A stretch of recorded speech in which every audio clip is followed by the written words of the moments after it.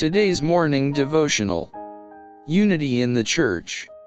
And the multitude of them that believed were of one heart and of one soul. Neither said any of them that aught of the things which he possessed was his own, but they had all things common. Acts chapter 4 verse 32.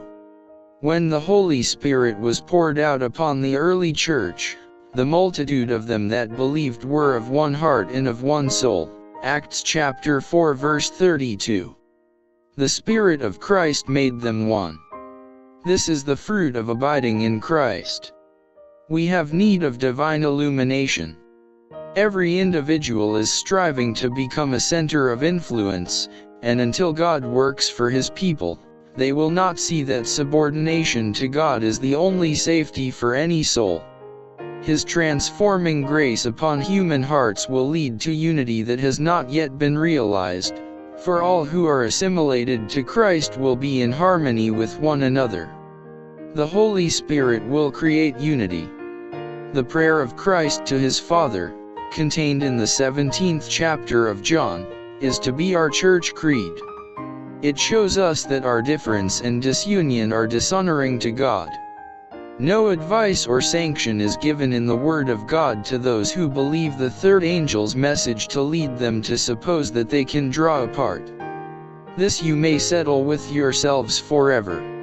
It is the devising of unsanctified minds that would encourage a state of disunion.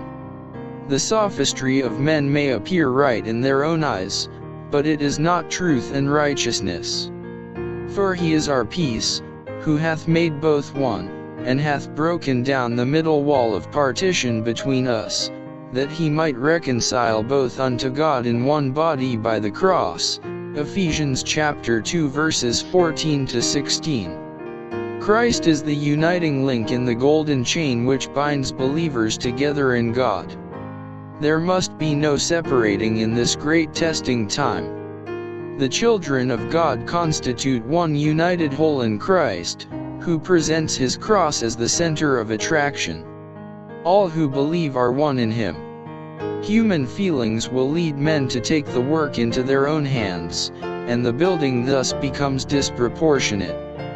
The Lord therefore employs a variety of gifts to make the building symmetrical. Not one feature of the truth is to be hidden or made of little account. God cannot be glorified unless the building, fitly framed together, grow it unto an holy temple in the Lord. A great subject is here comprehended, and those who understand the truth for this time must take heed how they hear and how they build and educate others to practice.